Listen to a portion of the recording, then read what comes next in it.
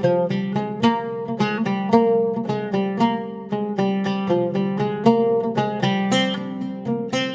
இன்னைக்கு north Indian ஸ்டைலில் சோலை மசாலா எப்படி செய்கிறதுன்னு பார்க்க போகிறோம். வெள்ளை கொண்டக்கடலை வச்சு செய்கிற மசாலா தான் சோலை மசாலான்னு சொல்லுவாங்க.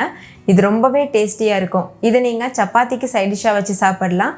ஈவன் நீங்கள் கொஞ்சம் கிரேவியை வந்து தண்ணியாக பண்ணிட்டீங்கன்னா குழம்பா கூட ஊற்றி சாப்பிடலாம். ரொம்பவே சூப்பராக இருக்கும். ஹாய் ஃப்ரெண்ட்ஸ், வணக்கம். என் பேர் Abhi. Welcome to Indian recipes Tamil. வீடியோக்குள்ளே போகிறதுக்கு முன்னாடி நம்ம சேனல் இந்தியன் ரெசிபீஸ் தமிழை சப்ஸ்கிரைப் பண்ணிக்கோங்க. கூட இருக்க பெல் சிம்லையும் கிளிக் பண்ணிக்கோங்க.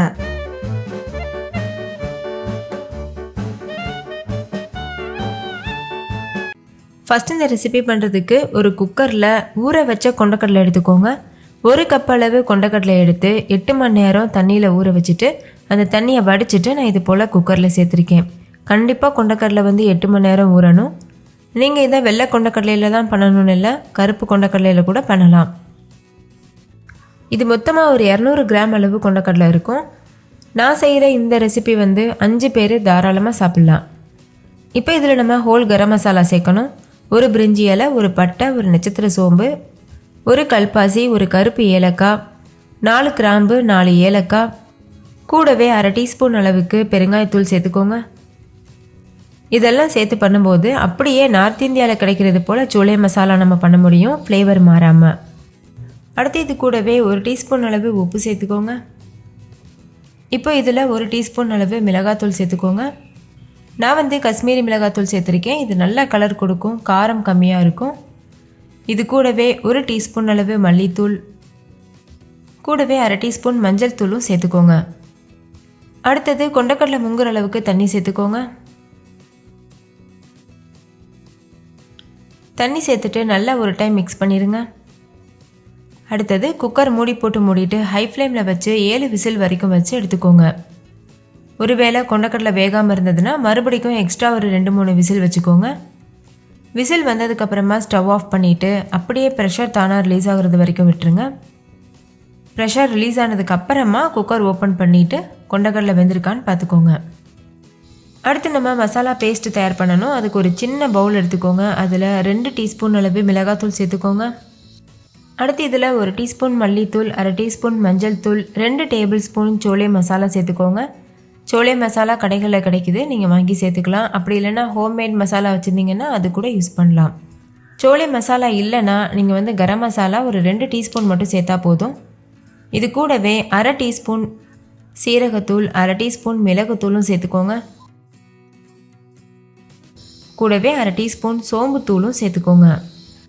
நான் வந்து தனி மல்லித்தூள் யூஸ் பண்ணியிருக்கேன், அதனால் மிளகுத்தூள், சீரகத்தூள், சோம்புத்தூள் 3ம் தனித்தனியாக சேர்த்துருக்கேன்.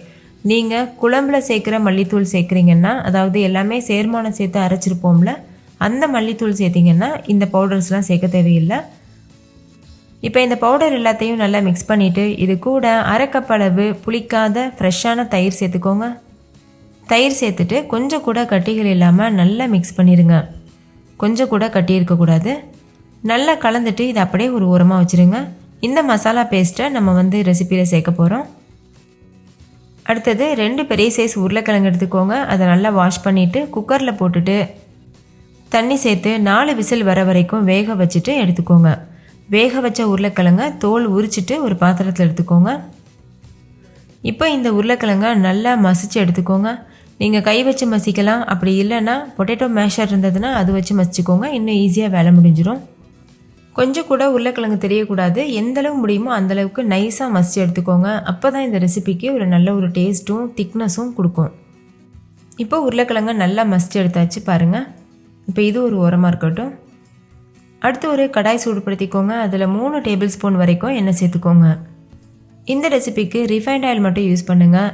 நல்லெண்ணெய், கடலெண்ணெய் இதெல்லாம் யூஸ் பண்ண வேண்டாம். இப்போ எண்ணெய் நல்லா சூடாகட்டும். எண்ணெய் சூடானதுக்கப்புறமா 1 டீஸ்பூன் சீரகம் சேர்த்துக்கோங்க.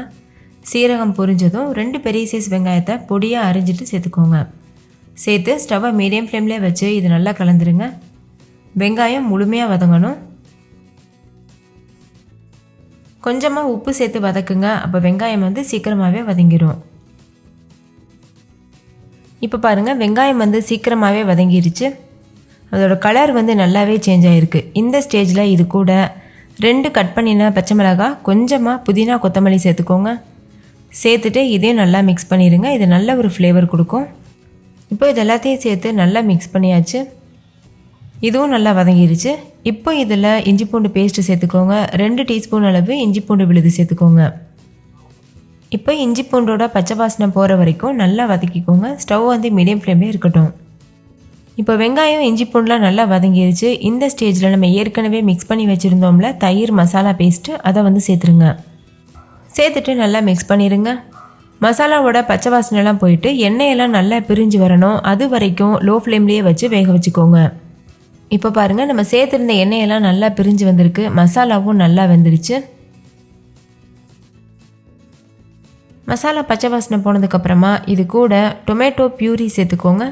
டொமேட்டோ பியூரி இல்லைன்னா 2 தக்காளியை மிக்சியில் போட்டு எந்தளவு முடியுமோ அந்தளவுக்கு நைஸாக அரைச்சிட்டு சேர்த்துக்கோங்க.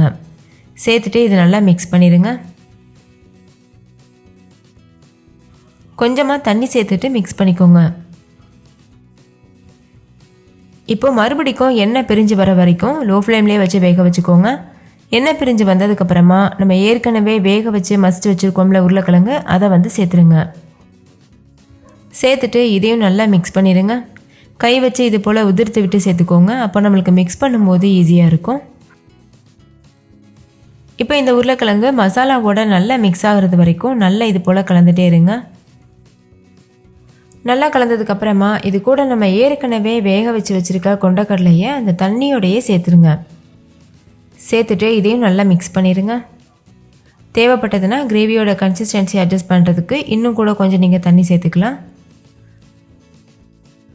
நல்லா கலந்ததுக்கப்புறமா இது போல் நல்லா கொதிக்க ஆரம்பிக்கும்ல, அந்த ஸ்டேஜில் மூடி போட்டு மூடிட்டு ஸ்டவ்வை லோ ஃப்ளேம்லேயே வச்சு எண்ணெய் பிரிஞ்சு வர வரைக்கும் வெயிட் பண்ணுங்கள்.